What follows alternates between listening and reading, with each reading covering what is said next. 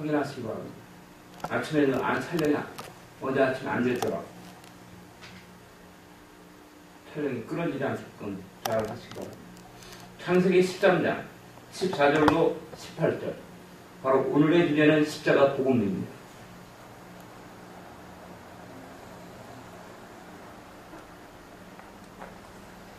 다들 찾았습니까? 교독하겠습니다. 롯이 아브라함을 떠난 후에 여호와께서 아브라함에게 이르시되 너는 눈을 들어 너희 있는 곳에서 동산한 목을 바라보라. 보이는 땅을 내가 너와 내 자손에게 주리니 영원히 이르리라. 내가 내 자손으로 땅의 티끌 같게 하리니 사람이 땅의 티끌을 능히 셀 수 있을진데 내 자손도 세리라. 너는 일어나 그 땅을 정과 행으로 두루 다녀보라. 내가 그것을 내게 주리라. 이에 아브라함이 장막을 옮겨 헤브론에 있는 마므레 상수리 스풀에 이르러 거하며 거기서 여호와를 위하여 단을 쌓았더라. 오직 주의 영광이 있을 저 영광의 불을 받으라. 아라카 토니카타 오예스카라미안 리비아 주여 원합니다. 주님의 거룩과 영광이 이 땅 가운데 나타나게 해주시고 오직 주의 생명으로 말미암아 살아갈 수 있도록 역사해 주시고 이제 뜨거운 태양빛이 지나고 만물이 무르익는 가을 대추철 계절이 시작됐사오니 주여 우리 수복은 참빛의 모든 성도들 이제 평탄케 해주시고 그들의 문제가 있습니까? 그들의 문제를 인제 해결해 주시고 그들이 온전히 주님 앞으로 나올 수 있도록 역사해 주시고 특히 우리 천지복사님 가정에 평강이 있으라. 형통한 미술 주여 오늘 이 시간 예배를 전적으로 주님께 바칩니다. 오늘도 주님께 고백합니다. 이 죄종은 아는 것이 하나도 없음을 주님께 고백합니다. 손 하나 까딱할 수 없고 숨조차 쓸 수 없사오니 전적으로 주님만을 의지합니다. 주여 이 종을 불쌍히 여기소서. 그러므로 말미암아 주님의 맡기신 백성들 단 한마디의 생명의 말씀이라도 더 전할 수 있도록 역사해 주시고 이제 우리 자신이 아니라 오직 하나님의 생명인 것을 알게 하여 주셨소서. 주님 오늘도 이 죄종 간구합니다. 오늘도 나로 사도 바울처럼 입을 열어 주의 복음의 비밀을 전할 수 있도록 강하고 담대한 마음을 주시옵소서. 주여 말씀을 주시옵소서.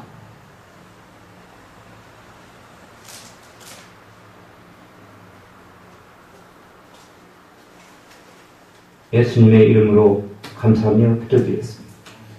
우리 기독교의 생명은 누가 뭐라고 해도 십자가입니다.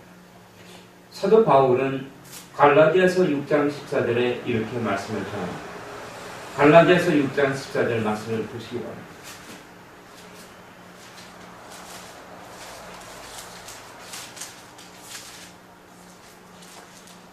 다 같이 읽겠습니다. 갈라디아서 6장 14절. 그러나 내게는 우리 주 예수 그리스도의 십자가 외에 결코 자랑할 것이 없으니 그리스도로 말미암아 세상이 나를 대하여 십자가에 못 박히고 내가 또한 세상에 대하여 그러하리라. 바로 이 믿음의 고백이 우리 그리스도인들의 믿음이 고백이 되어야 합니다. 왜 사도 바울은 기독교에 수없이 많은 자랑거리가 있는데 자기 자신이 자랑할 것은 오직 십자가밖에 없다고 말씀을 전했을까요? 또한 사도 바울은 고린도 전서 15장 31절에 보면 이렇게 말씀을 전합니다. 고린도 전서 15장 31절.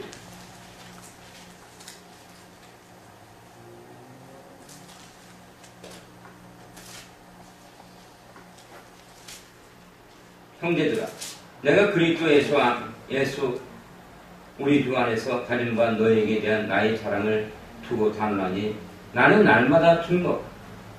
갈라디아서 6장 14절에서는 사도 바울은 자기 자신의 오직 자랑거리는 십자가밖에 없으며 바로 자기 자신은 십자가에 대해서 못 박혔기 때문에 세상과 자기는 아무 상관이 없다고 말씀했습니다. 고린도전서 15장 31절에서는 자기 자신이 다놓고 자랑하느니 날마다 죽노라 말씀을 합니다. 아멘. 또한 갈라디아서 2장 20절을 봅니다. 갈라디아서 2장 20절에 보면은 내가 그리스도와 함께 십자가에 못 박혔다. 십자가에 관한 말씀이 수없이 많습니다. 내가 그리스도와 함께 십자가에 못 박혔다. 그런즉 이제는 내가 산 것이 아니요 오직 내 안에 그리스도께서 사신 것이다. 이제 내가 육체 가운데 사는 것은 나를 사랑하사 나를 위하여 자기 몸을 버리신 하나님의 아들을 믿는 믿음 안에서 사는 것이다. 바로 이 십자가, 이 기독교의 생명은 십자가인데 많은 사람들은 십자가가 무엇인지 모릅니다. 어떤 목사님이 어느 자매분에게 얘기했더니 그 자매가 그럽니다. 자기는 십자가를 이렇게 앞에다 달고 다닌다. 그러니까 주님이 여러분에게 많이 얘기했던 얘기입니다. 십자가를 그렇게 그 앞에만 달고 다니는 게 아니라 어깨를 짊어져야 된다고. 그러니까 이 아가씨가 목사님 걱정하지 마시오. 나는 잠을 잘 때 그 십자가를 뒤로 넘기고 잔다고. 과연 우리 기독교인들이 바라보는 십자가는 어떤 십자가입니까? 바로 나무나 플라스틱이나 그리고 금은 보석이 십자가입니까? 물질로 된 것이 과연 십자가일까요? 그렇지 않다는 것입니다. 이 십자가는 여러분에게 수없이 말씀드렸지만은 바로 하나님과 우리 그리스도인들의 연합입니다. 아멘. 그리스도인들과의 연합. 주님은 그 말씀에 관해서 뭐라고 말씀하셨습니까? 마태복음 10장 38절과 39절을 보기 바랍니다.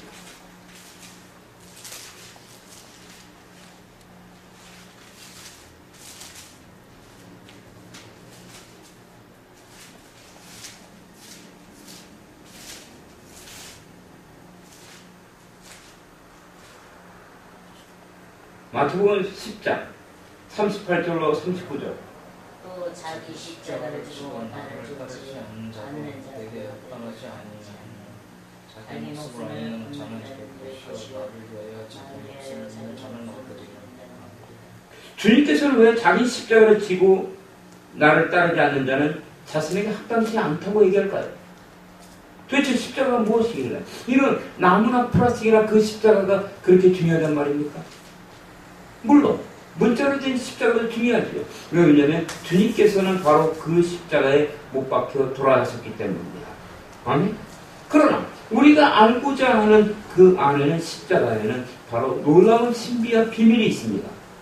그러나 많은 사람들은 십자가에 대한 것을 잊어버렸습니다. 십자가를 잊어버렸기 때문에 기독교인들이 십자가를 바라보지 않습니다.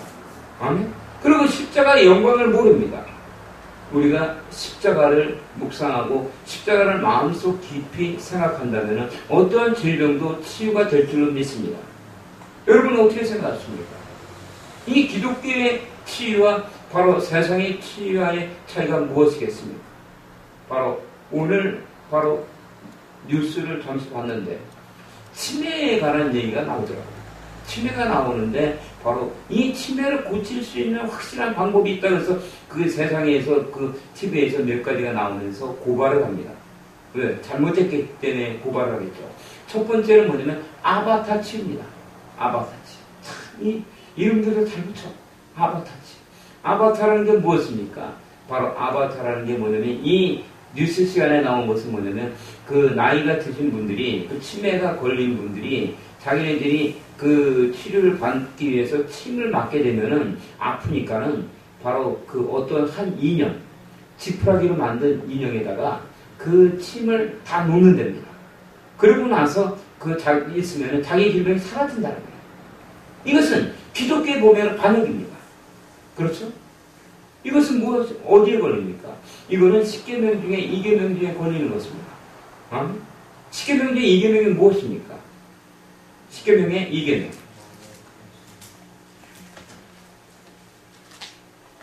나무나 읽으세요. 찾아서.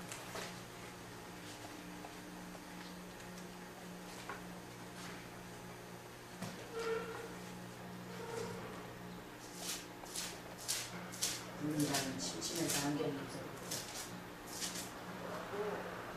큰 소리 읽으세요. 너를 위하여 새긴 우상을 만들지 말고 또 위로 하늘에 있는 것이나 아래로 땅에 있는 것이나 땅 아래 물속에 있는 것이 어떤 형상도 만들지 말며 그것들에게 절하지 말며 그것들을 숨기지 말라. 아멘. 자기 자신을 위해서 어떤 것도 만들어서는 안 된다는 겁니다. 아멘. 근데 자기 자신의 질병을 고치겠다, 치매를 고치겠다고 바로 그 우상 숭배와 같은 지푸라기를 만들어 놓고 그 지푸라기에다가 자기가 아픈 부분에다 침을 놓는다고 낳겠습니까? 그것이 완전 새빨간 거짓말이에요. 아멘. 그러니까 그 아바타 치매 치유라는 것은 있을 수가 없다는 겁니다. 그리고 그것을 고발하는데 나중에 보니까 부항을 뜨더라고. 부항을 뜨는 거예요. 아바타 치유라는 게 결론은 뭐냐면 부항을 뜨는데 그 부항을 뜨는 방법이 아주 치졸하고 아주 그냥 메스코고 방법이 너무 안 좋게 뜹니다. 아멘. 그러니까 세상에 있는 자들은 눈을 가리고 앙응하는 거예요. 그리고 이것은 자기 자신을 치유하는 것이 아니라 바로 자기 자신을 죽이는 행위다. 절대로 치유가 일어나지 않고 오히려 더 아프다는 거. 그리고 또 어떤 자들은 바로 치매에 관해서 치유를 얘기하면서 바로 뭘 하냐면은 바로 어떤 그 병원의 원장인데 자기네 오면 자기가 12년 동안 그걸 했다는 거야. 그래서 그 방송국에서 몰래 잠입해갖고 어떤 사람이 실제로 그것을 맞았어. 촬영하기 위해서. 맞았는데 어떤 애 목에도 침 누르는 거야. 목에다가. 그러다 어떻게 된다? 죽는다. 아멘. 목에다 잘못 놓고 침 놓으면 죽는 거야. 아멘. 그 나중에 가서 그 한 번 맞는데 40만 원인데 일주일 만에 올랐어. 50만 원으로. 그만큼 맞는 사람들 많다는 거야. 아멘. 정신 못 차리는 거야. 바로 영원한 치매를 치유할 수 있는 것은 십자가밖에 없다는 것을 알아야 한다. 또 이 십자가 도대체 무엇인지 알아야 한다는 거야. 나무나 플라스틱이나 그리고 교회마다 이거 막 걸어놓은 그것은 모두 상징이다. 아시겠습니까? 십자가는 여러분이 누차 말씀드렸지만 요한복음 14장 20절부터 24절입니다.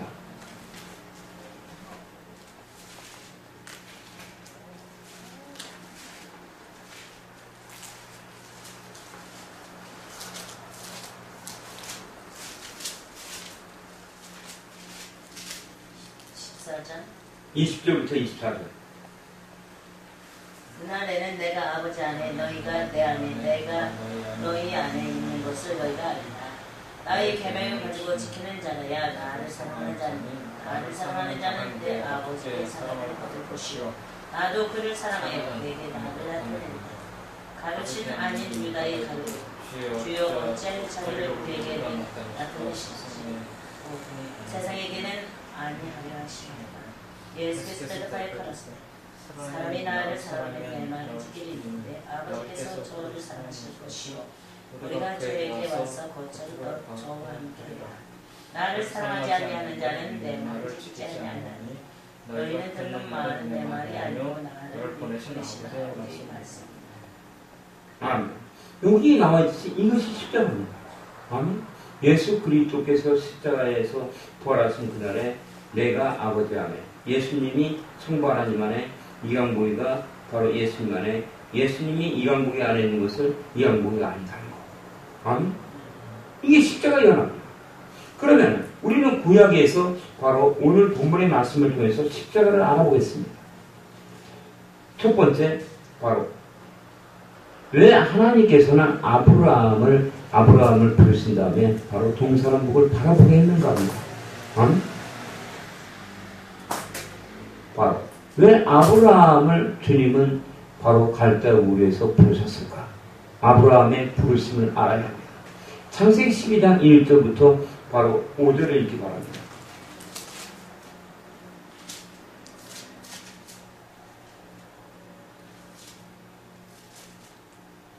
창세기 12장 1절 5절. 여호와께서 아브라함에게 이르시되 너는 너희 본 친척 다윗 집을 떠나 내가 내게 지킬 땅으로 가라. 내가 너를 큰 민족을 이루고 내게 복을 주어 내 이름을 창설케 하리니 너는 복의 근원이 되리라. 너를 축복하는 자에게는 내가 복을 내리고 너를 저주하는 자에게는 내가 저주를 하리니 땅의 모든 족속이 너를 인하여 복을 얻을 것이라 하신지라. 이에 아브라함이 여호와의 말씀을 쫓아갔고 롯도 그와 함께 갔으며 아브라함이 하나님을 떠날 때 그 나이 75세였다. 아브라함이 그 아내 사레와 조카 룻 하란에서 모든 소유와 모든 사람들을 이끌어 가나안 땅으로 가지고 떠나서 마침내 가나안 땅에 들어갔더라. 왜 하나님께서는 아브라함을 갈대 우리에서 부르시며 너희 본토 친척 아비집을 떠나라고 했을까? 우리는 여기서 이것을 알아야 합니다. 아브라함의 시대는 절망과 낭망이었습니다. 그리고 그리스도의 역사,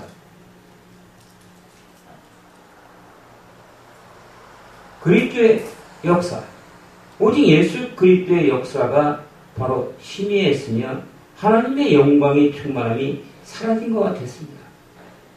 바로 아브라함의 할아버지는 바로 아브라함의 7대 할아버지는 벨렉입니다. 벨렉은 바로 누구의 아들이냐면은 벨렉은 바로 성경을 보시기 바랍니다. 여러분들이 성경을 가까이 않게 했더니 가장 중요한 거예요. 이거. 십자가가 무엇인지 알아야 되며 왜 믿음의 조상인 아브라함에게 주님은 갈대 우르를 떠나라고 했으며 왜 동서남북을 바라보게 했는가? 아멘? 구약에 대해서 알아야만이 신약이 열리는 거예요. 아멘? 바로 구약을 모르고서는 신약을 이해할 수가 없다. 바로 주님께서 이 땅에서 산상수훈 가운데서 마태복음 5장 17, 18절에서 내가 율법이나 선지자를 폐하러 온 줄 아느냐? 폐하러 온 게 아니라 완성케 하러 왔다는 거예요. 아멘? 그렇다면 주님은 이 땅에 오신 것이 바로 구약의 말씀의 완성자입니다. 그렇죠? 율법의 완성자예요. 근데 이걸 모르는 자들은 구약은 폐했다는 거야. 그렇습니까? 우리 태국사님? 폐해진 게 아니다. 십계명이 폐해졌다고 천만에 맞습니다. 아멘? 십계명은 오히려 더 강하겠다. 아멘? 예수님께서 십자가에서 다 이루었다는 것은 십자가를 완성했다는 거야. 구약에 있는 십계명. 아멘? 십계명을 주님은 완성했다는 거야. 바로 벨렉은 누구의 아들이냐면은 창세기 10장 21절부터 26절 32절까지 한번 읽어봅니다. 오늘 이 말씀을 마음속 깊이 새기기 바랍니다. 십자가는 무엇입니까? 육단은 알모다와 21절부터 셈이 에벨 큰 소리로 큰 소리. 조상이요 야벳의 형이라 그에게 자녀가 출생하였으니 셈의 아들은 엘렘과 아수르와 아르박삭과 룻과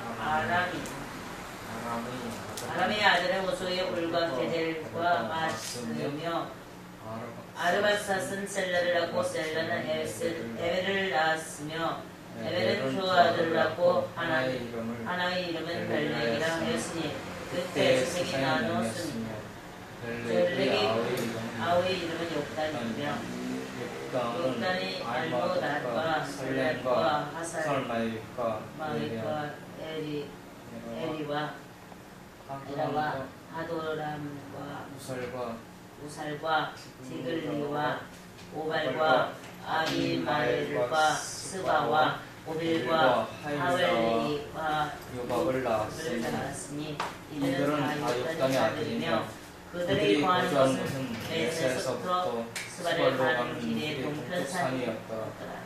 이들은 셈의 자손이라. 그 족속과 언어와 지방과 나라대로였더라.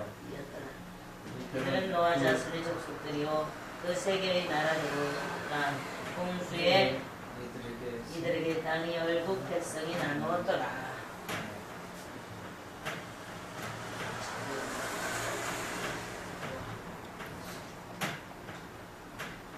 자, 이게 무슨 말입니까? 이 족보를 알아야 돼, 족보를. 아니?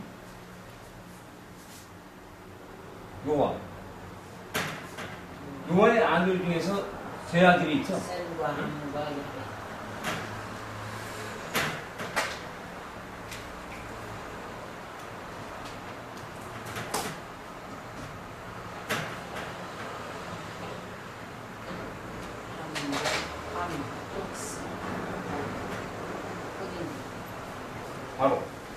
우리는 바로 생족속이야.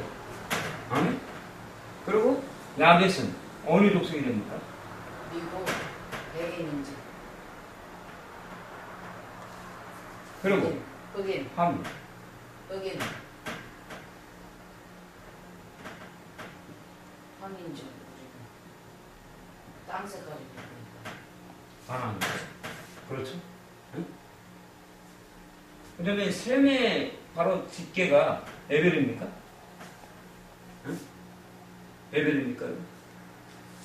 성경 자체가 이거 원성으로 보시는 거죠. 셈은 에벨 온 자손의 조상이요 야벳 형이라 그에도 자녀가 셈의 아들은 엘람과 아수르와 아르박삭과 룩과 아람이요 아람의 아들은 우수의 홀과 게델과 마스입니다. 이 중간에 보면은 그 셈의 직계 자손이 아니라 셈은 5셈을 낳잖아. 5. 그렇죠? 짝짝짝 낳는데 여기서 예벨의 조상은 바로 아르박사사 맞습니까? 셀라는 아르 응? 셀라가 아르베스 아르박사사 잘 보세요.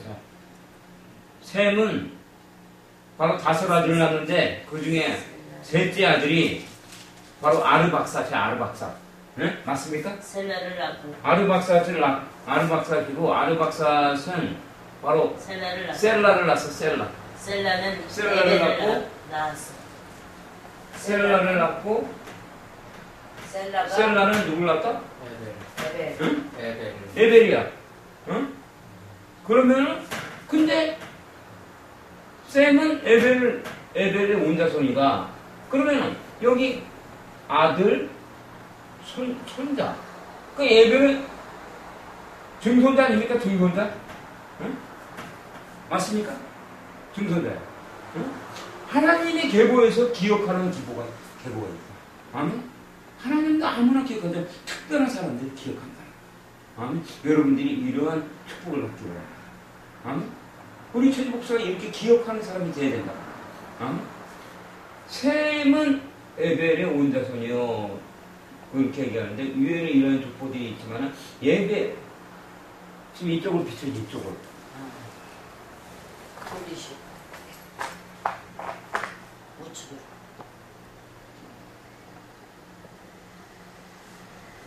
이 예벨에게는 2 아들이 있었다. 벨렉과 롯다. 아멘. 이 벨렉의 7째 우손이 누구다? 누구? 7째 우손이 바로 누구냐면 아브라함이야. 아브라함. 아멘. 벨렉은 어떻게 했다? 벨렉은 바로 어떻게 했냐면은 최초의 인간 사냥꾼, 최초의 바로 그 장군이라 불린 바로 니므롯이 바로 신할 땅에서 신할 평지에서 거기서 바로 바벨탑을 쌓을 때 거기에 미혹을 당한 거야.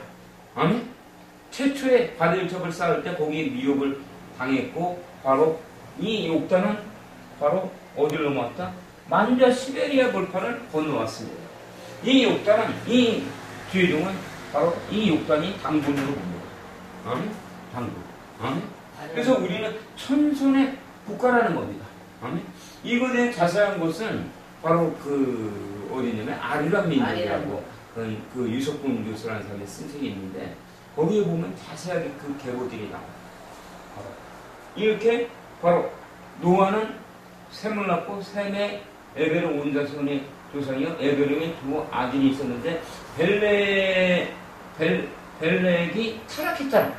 타락해서 바벨탑 사건으로 타락해갖고 그 신할 평지 그쪽에서 있으면서 그들이 살았고 아브라함의 아버지는 누구였다? 아브라함의 아버지. 자, 셈의 후에 창세기 11장 10절부터 26절까지 읽기 바랍니다.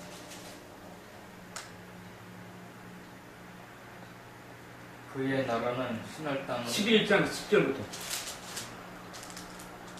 셈의 조건이 이러하니라. 셈은 100세 곧 홍수 후 2년에 아르박삿을 낳았고 아르박삿을 낳은 후에 500년을 지내며 자녀를 낳았으며 아르박삿은 35세에 셀라를 낳았고 셀라를 낳은 후에 403년을 지내며 자녀를 낳았으며 셀라는 30세에 에벨을 낳았고 에벨을 낳은 후에 403년을 지내며 자녀를 낳았으며 에벨은 34세에 벨렉을 낳았고 벨렉을 낳은 후에 430년을 지내며 자녀를 낳았으며 벨렉은 30세에 르우를 낳았고 르우를 낳은 후에 209년을 지내며 자녀를 낳았으며 르우는 32세에 스룹을 낳았고 스룹을 낳은 후에 207년을 지내며 자녀를 낳았으며 스룹은 30세에 나홀을 낳았고 나홀을 낳은 후에 200년을 지내며 자녀를 낳았으며 나홀은 29세에 데라를 낳았고 데라를 낳은 후에 119년을 지내며 자녀를 낳았으며 데라는 70세에 아브람과 나홀과 하란을 낳았더라. 그러면 아브라함의 아버지가 누구다? 데라. 데라다. 데라. 이 데라는 갈대아 땅에서 살았어요. 갈대아 땅 우르에서. 아멘. 갈대아 땅 우르에 살면서 어떤 데였냐면 바로 우상 숭배하는 제사장이었어요.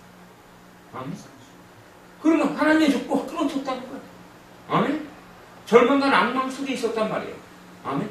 주님은 바로 그 장소에서 아브라함을 부르셨다. 아멘. 그렇죠. 지금 21세기는 마찬가지예요. 지금 종교 연구에서 완전히 하나님의 그 나라가 파쇄되고 어둠 속에 절망 가운데 있을 때 바로 주님께서는 우리 신봉창조교를 불렀다는 거예요. 아멘. 종교 연구에 있는 곳에서 하나님은 우리를 불렀다는 거예요. 네. 바로 그 증거가 무엇입니까? 세카이나. 세카이나 사비나. 여러분들은 이 소중한 교회에 다니는 거예요. 아멘. 지금 시대나 아브라함 시대나 다른 게 없단 말이에요. 아멘. 우리는 오늘 바로 그 부분을 첫 번째로 그 말씀드렸고, 그리고 두 번째는 아브라함의 내려놓음입니다. 창세기 13장 14절.